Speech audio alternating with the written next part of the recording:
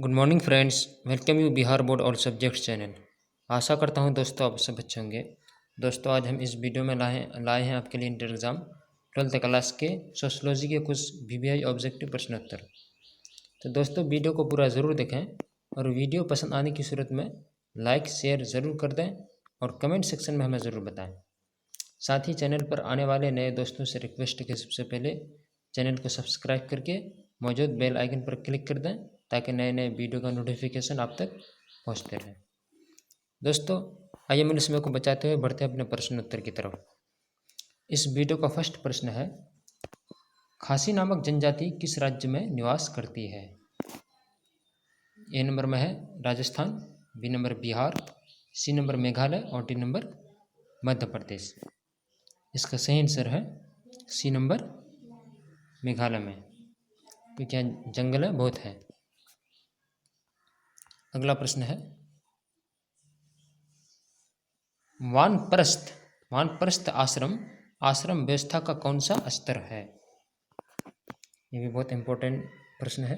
तो ए नंबर में है प्रथम, बी नंबर द्वितीय, सी नंबर तृतीय और डी नंबर चतुर्थ।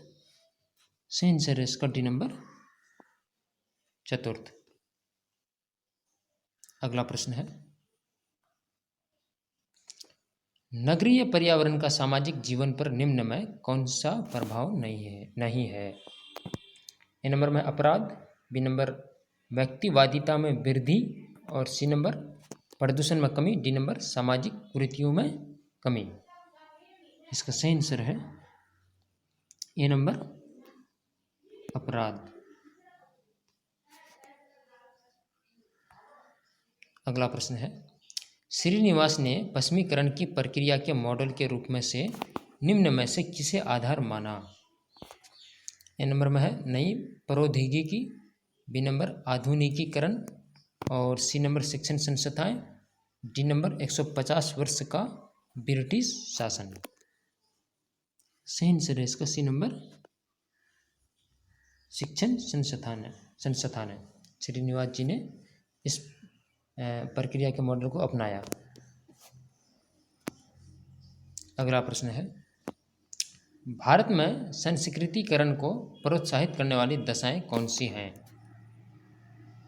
ए नंबर संस्कृति की शिक्षा, बी नंबर महिला आंदोलन, सी नंबर औद्योगिकरण व नगरीकरण और डी नंबर जनजातीय आंदोलन। सही आंसर है इसका सी नंबर औद्योगिकरण व नगरीकरण। ये हमारे भारत में यानी संस्कृति को प्रोत्साहित करने वाली दशाएं हैं। हमें इनमें ज़्यादा से ज़्यादा अपना टाइम वेस्ट करना चाहिए औद्योगिकरण और नगरीकरण में। अगला प्रश्न है, किस हिंदू धर्म ग्रंथ में यह वर्णित है कि स्त्रियों का अपना स्वतंत्र अस्तित्व नहीं है? ए नंबर में है Gita, B number Manusmriti, C number Upanishad और डी नंबर ऋग्वेद। सही आंसर है इसका बी नंबर मनुस्मृति में। अगला प्रश्न है, जनसंचार का निम्न में से कौन प्रकार्य है? ए नंबर प्रौद्योगिक विकास, बी नंबर वैज्ञानिक विकास, सी नंबर नीति निर्माण और डी नंबर मनोवृत्ति में परिवर्तन लाना। सही आंसर है इसका बी नंबर वैज्ञानिक विकास, जिसे साइंटिफिक डेवलपमेंट भी कहते हैं। अगला प्रश्न है, भारत ने अर्थव्यवस्था के किस मॉडल को अपनाया है? हमारे भारत में अर्थव्यवस्था के किस मॉडल को हमारे गवर्नमेंट ने अपनाया है? तो ए नंबर में है पूंजीवादी, बी नंबर मिश्रित, सी नंबर समाजवादी और डी नंबर साम्यवादी। सही आंसर है इसका बी नंबर मिश्रित यानी मिक्स जिसे कहते हैं मिक्सड। अगला प्रश्न है, निम्न में से ग्राम पंचायत की कौन सी शाखा है? ए नंबर में है ग्राम सभा, बी नंबर ग्राम कचहरी, सी नंबर ए एवं बी दोनों और डी नंबर इनमें से कोई नहीं। सही आंसर इसका सी नंबर ए एवं बी दोनों यानी ग्राम सभा भी और ग्राम कचहरी भी। बढ़ते हैं अगला प्रश्न की ओर। अगला प्रश्न है, 3 स्तरीय पंचायती व्यवस्था के मध्यम स्तर का नाम क्या है? A number gram panchayat, B number panchayat समिति, सी नंबर न्याय पंचायत और डी नंबर जिला परिषद। सही आंसर इसका बी नंबर पंचायत समिति। अगला प्रश्न है, निम्न में से कौन भारत में औपनिवेशिक शासन के लिए उत्तरदायी है? A number East India Company, B number Warren Hastings, C number Lord Clive और डी नंबर इनमें से सभी। सही आंसर है इसका डी नंबर इनमें से सभी। ये सभी भारत में औपनिवेशिक शासन के लिए उत्तरदायी माना गया है। अगला प्रश्न है, भारत में सबसे बड़ा जनजातीय समूह कौन है? ए नंबर में है संथाल, बी नंबर मुंडा, सी नंबर हो और डी नंबर खासी। सही आंसर है इसका ए नंबर संथाल। ये भारत में हमारे बहुत बड़े जनजातीय समूह है और ये लोग विद्रोह भी किए थे अंग्रेजों के खिलाफ, जो संथाल विद्रोह के नाम से जाने जाते हैं आज तक। अगला प्रश्न है,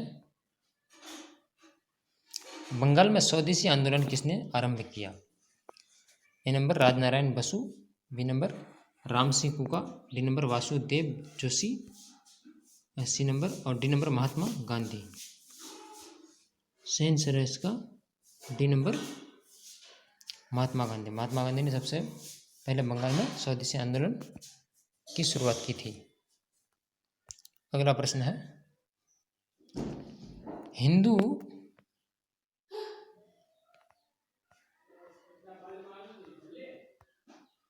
अगला प्रश्न है,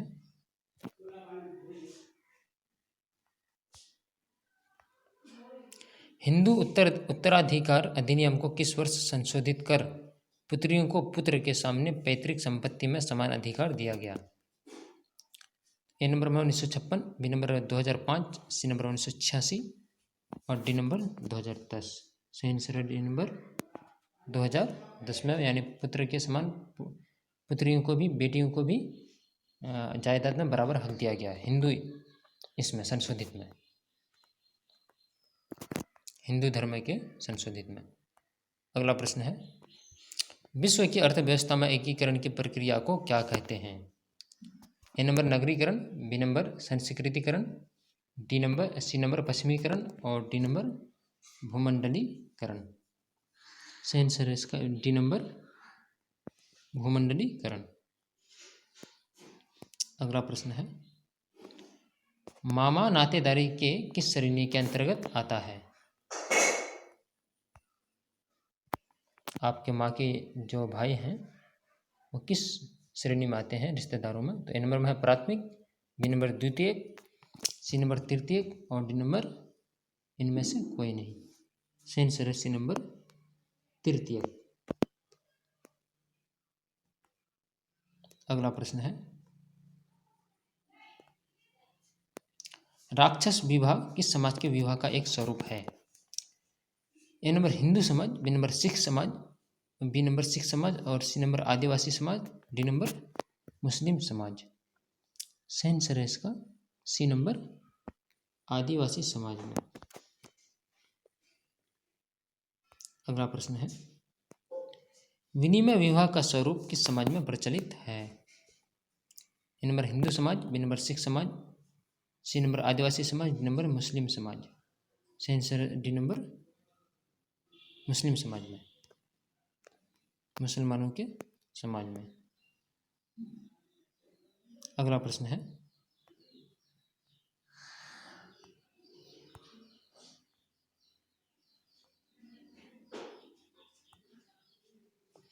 मुस्लिम महिला अधिनियम किस वर्ष पारित हुआ? यानी तलाक पर अधिकारों का संरक्षण किस वर्ष पारित हुआ?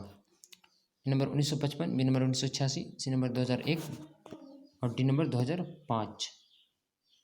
सही आंसर है इसका डी नंबर 2005 में।